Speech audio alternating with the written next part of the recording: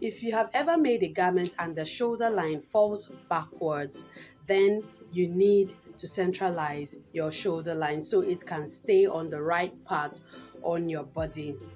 Welcome to today's tutorial. My name is Kaale of Gold Imperial Academy, where we teach interested persons pattern drafting and garment construction, even if they are novices. Thank you for joining us on today's tutorial. Please, if you are yet to subscribe, quickly do so. You can pause the video right now and quickly click on the subscribe button, and also turn on notification on this channel so that you'll be the first to see our videos whenever we upload them. So I have before me here a pattern that is carrying the underarm dart, and that is the one I'll be showing you how to centralize the shoulder line. To do this on the Natalie Bray method, that is the pattern that carries the shoulder dart, is different, although the same concept applies but in a different way. I'll be showing you how to do that in a different tutorial, but today I'm dealing with the pattern that carries the underarm dart. So we have our pattern drafted. This is the front block and this is the back block. To centralize, that means I want my shoulder line to fall on the right portion when I wear the garment, okay, so that my garment is not pulling backwards when I make the garment using this pattern. To centralize the shoulder line of this type of pattern, you are taking away from the front shoulder line and you are transferring it to the back shoulder line. I'll take that again.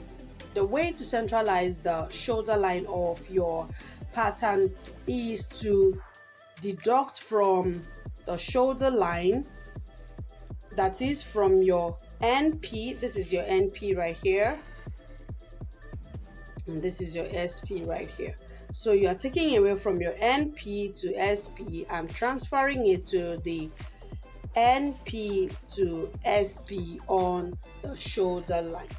Okay, so I prefer to do this on my traced out pattern. Okay, so I have this drafted already on my paper and I have traced out using the tracing wheel on a different paper, and I'll be doing my centralization on the traced out copy. So to explain what I was talking about, so I would measure 1 inch. Okay, for this type of pattern you take away 1 inch and transfer that 1 inch to your back block. So this is what I mean. I'll measure 1 inch from my NP like so, measure 1 inch on my SP, that is my shoulder point. This is my neck point, NP. SP is for my shoulder point, so I'll measure 1 inch like so, then connect with a ruler. Okay, I'll connect like so. All right, then this 1 inch you can either cut it away and bring it to the back, or you just add it by measuring the same 1 inch on your back block. This is my SP right here, and I'll also measure the 1 inch on my NP right there, and I will also connect that as well like so, and then make sure I connect it back to my neckline like I have done, as well as connect to my armhole like so. Okay, this is looking pretty.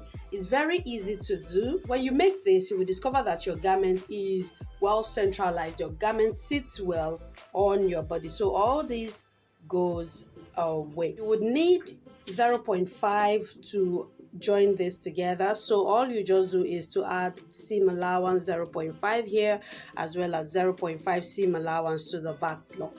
However, this is what I do so that I do not have so many lines on my pattern. You can either cut this, so you just put your cut sign on here, okay, indicating to whoever is going to cut it that this is where you'll be cutting. Okay, so you cut your pattern on this line and cut the back block on this line. However, because I prefer to add my seam allowances on my pattern, this is what I do. So when I'm taking away my 1 inch, I'll add back my 0.5 seam allowance. Okay, so instead of taking away 1 inch, this is what I do. I'll just take away 0.5. So this is my original line right here. So instead of taking away 1 inch, I'll just take away 0.5. So in essence, what I have done is to add my seam allowance right there. So I wouldn't have 2 lines, I'll just have 1 line. Okay, so I'll just have this. All right, okay, so now I have added my seam allowance. So this goes off, so you clean this off, you only have this line right here. Hope you understand. You can rewind this, it's very easy. For the back block as well, when I am adding my 1 inch, I would add my seam allowance as well. So I will add my 0.5 to the 1 inch I'm bringing from the front to the back. That gives me 1.5 inches. So I would be measuring 1.5 on the back and 1.5 right here so that I can connect that. Okay, so I would rule this out. Okay, all right, but this will be connected to my seam allowance. All right, like so. So you just add your seam allowance. Now remember, this is my basic neckline. I'm yet to do anything to this neckline. So if you are going to be widening or deepening it, you do this first, then you wouldn't need to add your seam allowance at the beginning since you're going to be widening it or deepening it. So all I'll just do is to widen and deepen as I want, then add my seam allowance. But for the shoulder line, I would add my seam allowance as I am bringing the 1 inch I removed from here to the back. I hope you are not confused. It's pretty easy. So I'll just go ahead and add all my seam allowances like so. Okay, you can do this with your curve ruler, but I can do this with my free hand, so I'll just do so with my free hand.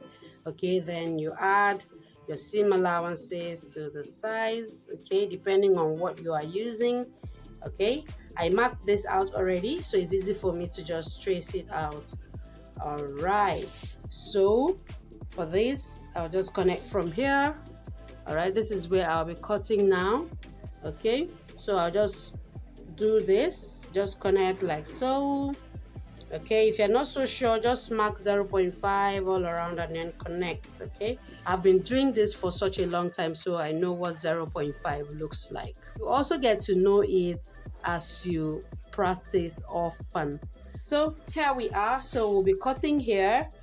If you're not the one going to cut your pattern, you can put your cutting instructions, okay, so that whoever is cutting this knows where to cut. Okay, so here is my pattern now ready to be cut on fabric if I were going to be making this like so.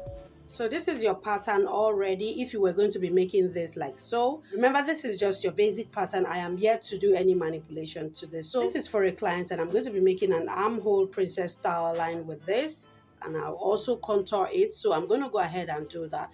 But I just thought to show you how to centralize your shoulder line for this kind of pattern that carries the underarm dart. I hope you found it useful. I will be doing how to centralize the shoulder line of the pattern that carries the shoulder dart, okay, the one we call the Natalie Brace method. I will be doing that in subsequent videos. I hope you found this one useful. If you do, please like, comment, share with friends. Also, don't forget to tag us when you practice this and it comes out well. We are on Instagram as JGoldImperial, on Facebook as JGoldImperial. You can also join our community on Facebook, Gold Imperial Academy. We look forward to receiving you. Till we come your way again, don't forget to subscribe and also turn on notifications so that when we upload new videos, you'll be the first to know. Thank you so much for joining us today. I am Kaale. See you soon.